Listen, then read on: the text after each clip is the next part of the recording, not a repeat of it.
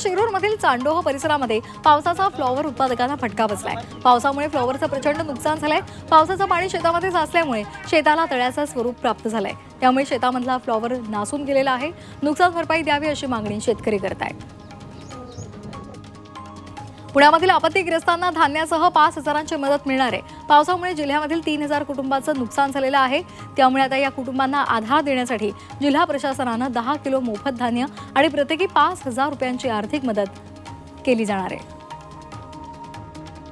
पुणे विद्यापीठ परिसरातील उड्डाणपूल खुला करण्यासाठी जून अखेरची तारीख देण्यात आलेली आहे। गेल्या अनेक दिवसांपासून या उड्डाणपुलाचं काम सुरू असल्यामुळे मोठी वाहतूक कोंडी इथे झालेली होती। त्यामुळे आता एकेरी वाहतूक सुरू करण्याची मागणी नागरिकांनी केलेली होती। त्यासाठी जून अखेरीस हा उड्डाणपूल खुला केला जाणार आहे। पुण्याच्या आंबेगावातील लोणी पहारदरा इथल्या परिसरामध्ये बिबट्याचा वावर आहे। या बिबट्यामुळे परिसरामध्ये सध्या भीती पसरली आहे। बिबट्यानं अनेक पाळीव प्राण्यांवर आणि नागरिकांवर हल्ले केलेले आहेत। त्यामुळे बिबट्याला लवकरात लवकर जेरबंद करावं अशी मागणी केली जाते।